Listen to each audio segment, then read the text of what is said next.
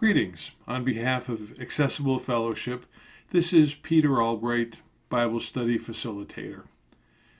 We use MennoMedia's Salt and Light curriculum, and this coming week we'll be starting a new quarter, written by Ashita Moore, who is the author of the book, Dear White Peacemakers. The title of the upcoming lesson is The Joy That Defies Despair. Sarah Laughs Last. The scripture text is Genesis chapter 18, verses 1 through 15. And the purpose of the lesson is to explore Sarah's laughter as an act of defiant joy in response to God's promise, encouraging us to see joy as a form of resistance against despair and to trust that God's timing can hold unexpected blessing. In this video, I would like to do a quick overview of the background scriptures that look at the life of Abraham and Sarah together. The text begins in Genesis chapter 11, verse 26, with Terah living in Ur of the Chaldees.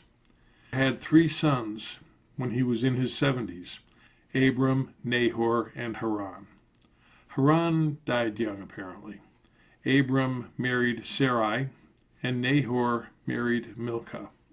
Verse 30 states that Sarai was unable to have children from the start.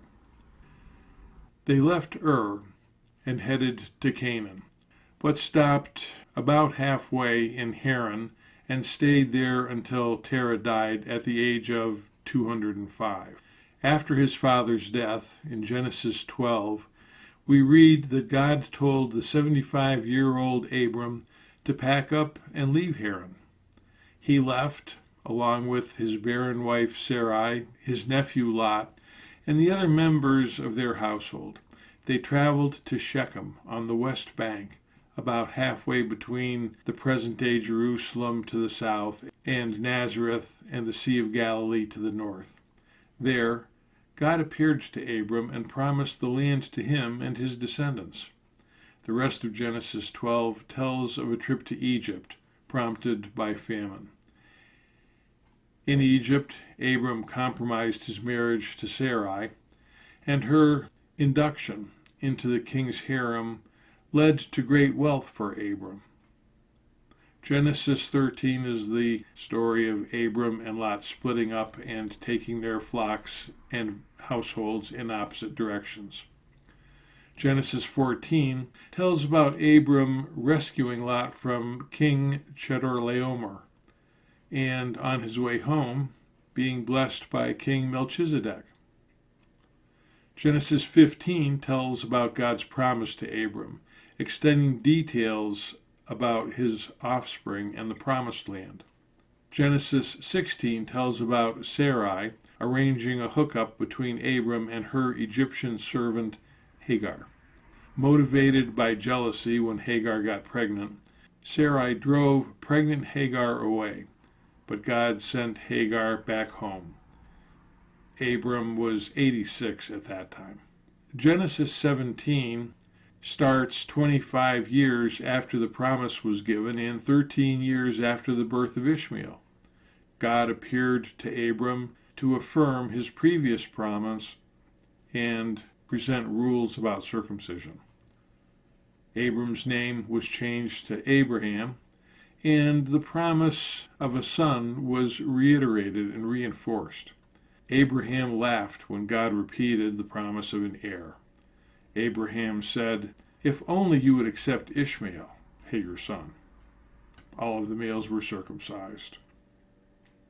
Our lesson centers on Genesis 18, verses 1 through 15. 3 men showed up at Abraham's tent. He showed great hospitality.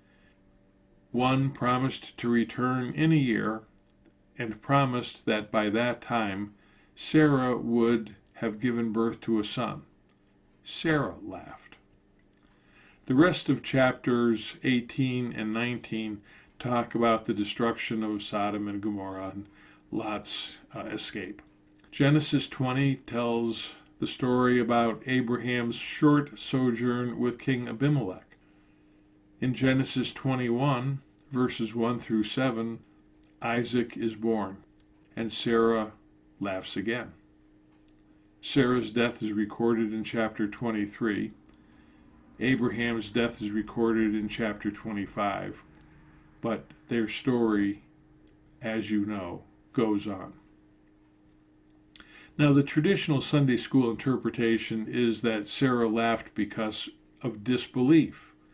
After all, she's just a woman, weak, fickle. Stop and think about it. This is the same woman who kept household in a tent, who traveled almost 700 miles from Ur to Haran, and then more than 500 miles from Haran to Shechem, then to Egypt, and back again. 2 different times she endured her husband turning her over to a king's harem, and a woman who wanted a son so badly that she arranged for a surrogate mother. Weak and fickle? I do not think so. If you have any doubt that God teaches us to be joyful in the face of adversity, do a Bible study on the words joy and rejoice. You will be amazed. Please join me this week in praying that we will experience joy in the midst of trials, and that we will stand beside others, encouraging them in doing the same. Go in peace.